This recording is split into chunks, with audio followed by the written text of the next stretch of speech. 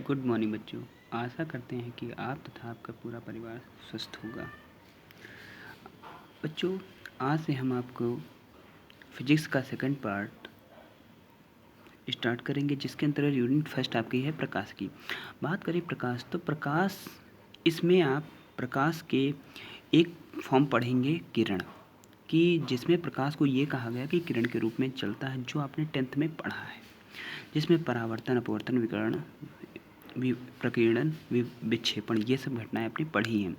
लेकिन उसके बाद में जो इसका सेकंड पार्ट है, जो है जिसमें प्रकाश को तरंग के रूप में कहा गया है, तो जिसके अंतर्गत व्यतिकरण, विवर्तन, ध्रुवण पढ़ेंगे। उसके बाद में एक आपकी घटना जो है वो, जिसमें ये बताया गया कि जो हमारा प्रकाश है वो छोटे छोटे ऊर्जा के पैकेट्स के रूप में चलता है, या प्रकाश वैद्युत प्रभाव हम उसमें पढ़ेंगे। तो ये सब है। तो अब आपका जो नया सिलेबस है उसके अंतर्गत देखा जाए, मोस्टली आपका परावर्तन और गोलीय दर्पण ये हट गया है। तो दर्पण वाला पार्ट हट गया, मतलब प्रकाश का परावर्तन हट गया है।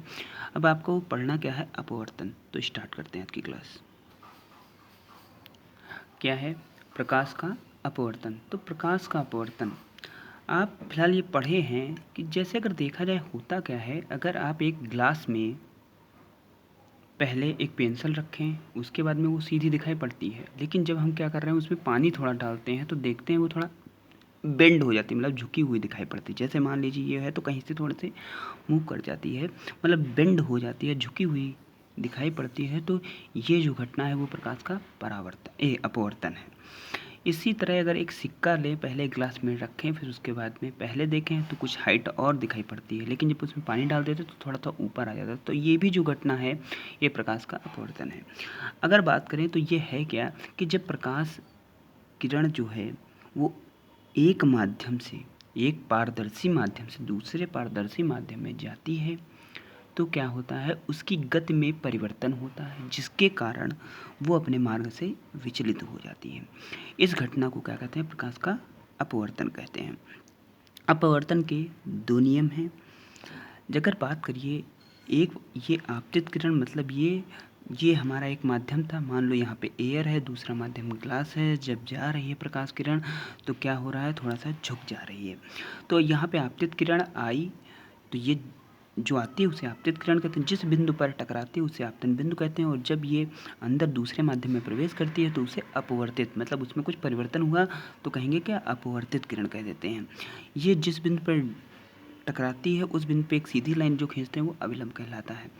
तो यहाँ से पहला नियम क्या बता, इनके बीच का जो आपतन किरण का अभिलंब से जो कोण होता है उसे आपतन कोण कहते हैं, और जो यहाँ से ये अभिलंब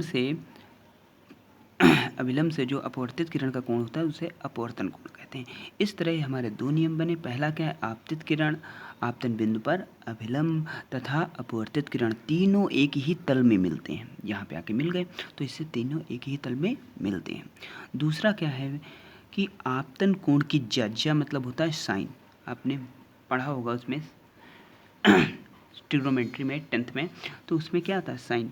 तो आपतन कोण की ज्या का मतलब है साइन आई, और तथा अपवर्तन कोण को अर्थ है। तो अपवर्तन कोण की ज्या का अनुपात सदैव नियत रहता है, मतलब sine i upon sine r बराबर कांस्टेंट।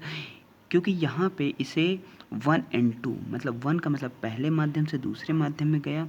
इस जो n होता है उसे कहते हैं प्रकाश का जो क्या होता है, एक माध्यम के पास दूसरे माध्यम का अपवर्तनांक कहते हैं।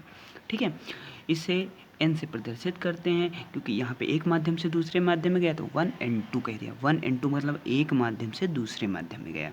ठीक है, तो इसे एक माध्यम के सापेक्ष दूसरे माध्यम का अपवर्तनांक कहते हैं। और ये जो आपका सेकंड नियम है इसे ही स्नेल का नियम भी कहा जाता है। अपवर्तन की जो घटना होती है तो इसके कई, हमने आपको क्या बताया, अपवर्तन की घटना जो है जिसके कारण क्या होता है, प्रकाश की चाल, तरंगदैर्घ्य और सब परिवर्तित होता है, मतलब उसमें परिवर्तित हो जाएगा। किसमें? चाल परिवर्तित हुई तभी तो अपवर्तन की घटना हो गई। तरंगदैर्घ्य में भी परिवर्तन होगा, और क्योंकि और उसके कोण में परिवर्तन होता है। एक ये नोट है, आपसे क्वेश्चन में कभी कभी पूछता है कि प्रकाश के अपवर्तन की घटना में कौन सी चीज़ परिवर्तित नहीं होती है, तो चाल परिवर्तित हो जाती है, तरंगदैर्घ्य परिवर्तित होती है, परंतु आवृत्ति कभी परिवर्तित नहीं होती है। इस तरह अगर बात करें 1 and 2 मतलब क्या, एक माध्यम के सापेक्ष अपवर्तनांक। अपवर्तनांक कहें तो एक तो आपको समझ में आ गया sine i upon sine r, दूसरा क्या है, पहले माध्यम में चाल तथा दूसरे माध्यम में चाल। पहले माध्यम में प्रकाश की चाल बटे दूसरे माध्यम में प्रकाश की चाल, या पहले माध्यम में उसकी तरंग दैर्ध्य बटे दूसरे माध्यम में उसकी तरंग दैर्ध्य। तीसरा और भी हो सकता है, वास्तविक गहराई, जो अभी हमने आपको बताया था कि जब पानी ग्लास में ले करके अगर एक सिक्के को रखते हैं तो पहले वास्तविक गहराई क्या थी, बिना पानी के, तो वास्तविक गहराई थी। अब आभासी गहराई जब पानी डाला तो हमें लगा कि वो सिक्का ऊपर आ गया। वो किसके कारण हुआ, अपवर्तन के कारण।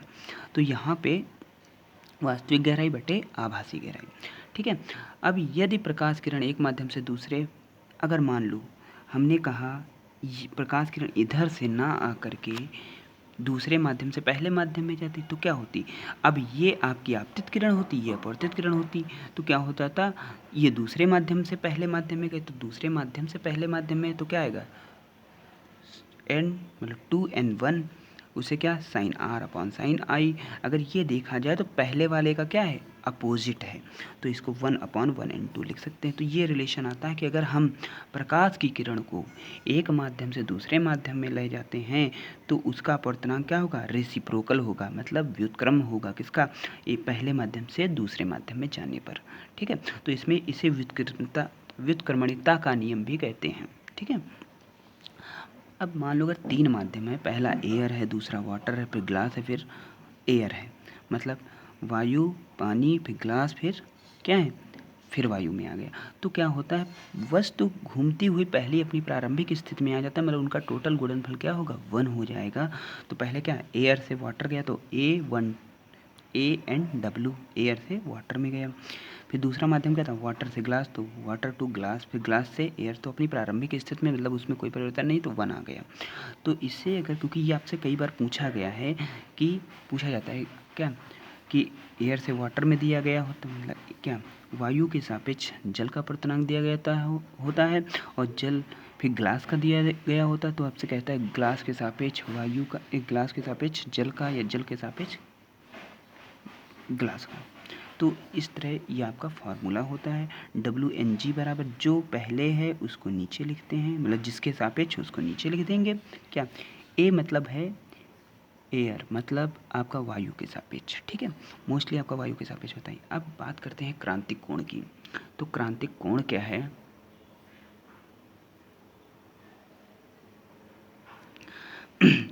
जब प्रकाश किरण किसी सघन माध्यम से विरल माध्यम में जाती है, जैसे मान लीजिए अब हमने कहा ये सघन है और ये विरल, तो जब ये मान लो यहाँ पे घना घना था और यहाँ पे जब है तो आदमी इससे थोड़ा सा दूर जाएगा तो ये कोण बढ़ जाएगा। इसी तरह एक ऐसी कंडीशन है कि थोड़ा इसको और झुकाएंगे तो ये यहाँ से जाएगी, थोड़ा और झुकाएंगे तो ये इसके बराबर।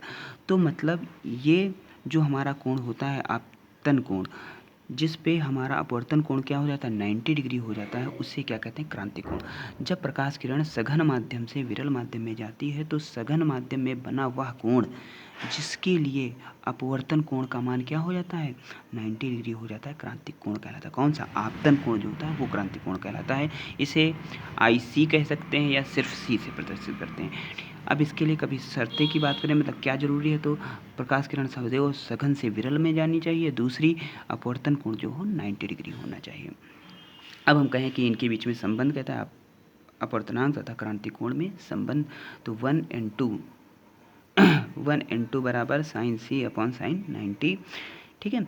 तो इस तरह अब एक ऐसी भी कंडीशन हो सकती है जब प्रकाश किरण थोड़ा सा भी इससे आगे झुकाते हैं तो वो क्या होता है, उसी माध्यम में लौट आती है, मतलब अपवर्तन की घटना ना होकर के परावर्तन की घटना हो जाती है। तो इसे क्या कहते हैं, पूर्ण आंतरिक परावर्तन, ठीक है।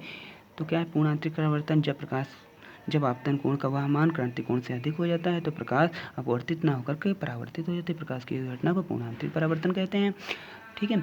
तो जैसे जल में क्या, परखनली का चमकना, कांच में पड़ी दरारों का चमकना, हीरे का चमकना, ये सब क्या है, मरीचिका का बनना, ये सब क्या है हमारा पूर्ण आंतरिक परावर्तन, ठीक है बेटा।